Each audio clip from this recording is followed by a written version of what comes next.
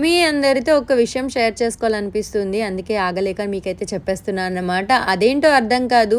10థ్ నుండి గూడా ఇప్పటి వరకు ఎవ్రీ ఇయర్ శివరాత్రి నాకు అచ్చు రాదేమో, ఎప్పుడు ఏదో ఒక ప్రాబ్లమ్ వస్తూ ఉండేది. అలానే ఈ ఇయర్ కూడా శివరాత్రికి పూర్ణ మార్కెట్‌లో ఫెస్టివల్ అయితే చాలా గ్రాండ్‌గా చేస్తారు కదా!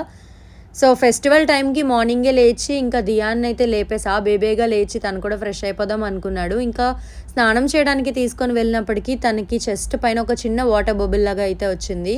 సో, ఇంక వెంటనే బయటకొచ్చి మా హస్బెండ్‌కయితే చెప్పా అన్నమాట దియాన్‌కి చికెన్ పాక్స్ వచ్చింది అని చెప్పేసి. సో, నేనైతే కిచెన్‌లో నిజంగా ఏడ్చేసా అన్నమాట.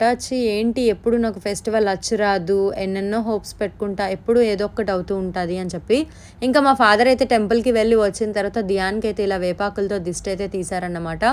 ఇంకా చేసేదేం లేదులెండి. ఇది అంతా కూడా సీజనే కాబట్టి పిల్లలకి ఇది రావడం అనేది కామన్ అండ్ బాడీ అనేది డీహైడ్రేట్ అవ్వకుండా జాగ్రత్తగా చూసుకోవాలి. ఈ ఇయర్ ఎండలు కూడా చాలా ఎక్కువగానే ఉన్నాయి. ఎందుకంటే వింటర్ సీజన్‌లో అయితే మాత్రం చలి ఎంతుందో, ఎండ కూడా దానికి డబుల్ అనిపిస్తుంది ఇప్పటి నుండే. అండ్ కంటిన్యూషన్ పార్ట్ 2లో షేర్ చేస్తా. తప్పకుండా చూడండి.